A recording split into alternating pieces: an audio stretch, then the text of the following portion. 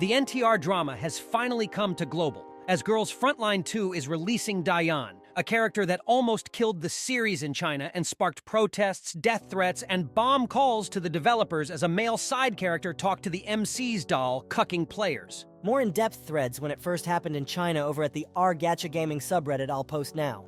Typing this on mobile will clean it up later. Best article on the topic timeline of patch history post Daiyan announcement just a few minutes ago with comments deleted. Recommend the first post if interested.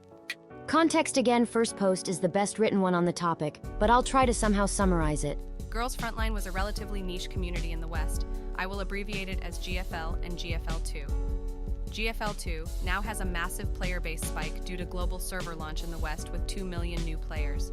However, unlike other GOX games, it almost died in China. It is a standard gacha, where you roll for characters or girls, and they are named after guns as they are waifu robots.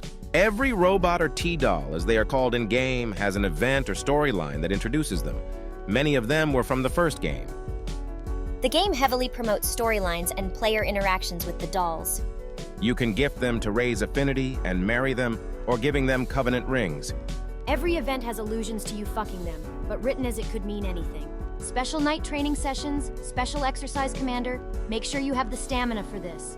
You should know I have a night bonus, etc. You can visit the GFL2 sub right now to see some posts. In GFL2, you can pose them and watch them sleep in their dorms. The point is, it is a very parasocial interaction with these dolls. Fans from GFL1 proclaim their love for their specific doll with hundreds of hentai doujins, body pillows, keychains, and covenant ring. In China, there is even a themed store where you can buy wedding rings for each doll. Drama. In China, shortly after release, they released a new limited T-doll or girl, Daiyan, who is a returning character and a Chinese favorite, as she is Chinese or Asian. However, during the event storyline, she talked with Raymond, a name that is now infamous. The short of it is, Raymond has the audacity to talk to our doll as an attractive male side character, and our doll thanked him. The full summarized story is, Raymond is a terrorist and heard Daiyan singing at an event. He was moved, talked to her about his life story and trauma, then changed his ways. He was arrested.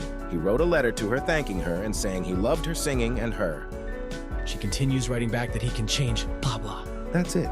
She never proclaims her love for him, just trying to help him. However, the CN community dug deep into the game files and voice files and noted Raymond was said 66 times, whereas the MC had 0 voice lines mentioning us. They also noted 66 lines was Mr. Raymond. Then the outrage occurred. To them, this was Raymond cucking the pro tag. They then started saying devs want to cuck us with a terrorist, etc., etc. They wrote Daiyan into being a whore and the like. This is amplified by the fact that Daiyan had a job as a singer, and the event stated she entertained high-end clients. They took it as euphemism she is whoring herself out. The backlash was immense. Within a few weeks, GFL2 dropped out of top 200 in revenue.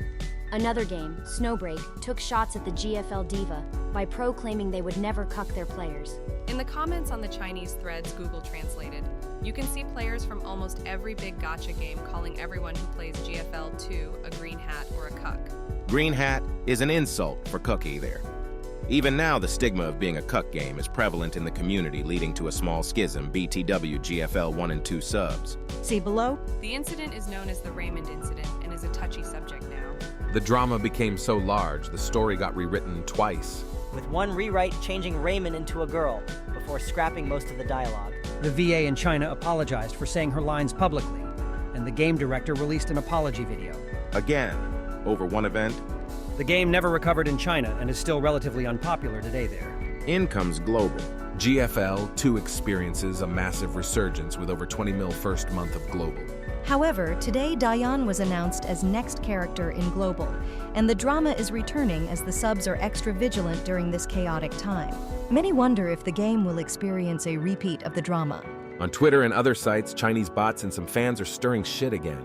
On the official Twitter, the announcement post has dozens of mentions of Raymond NTR. On the Chinese forums, some people and mostly trolls commissioned NTR Daiyan hentai to DM users who post about Daiyan. I cannot overstate how many gacha players in China harass GFL2 players for being cucks. Now with Global, they are starting another campaign. As of now, hundreds of new NTR posts are created on those sites, you know which ones. They are using AI to make most of them in order to flood the sites with them. That's about it. It's more a gacha-wide drama. You can find mentions of Daiyan on many subs now.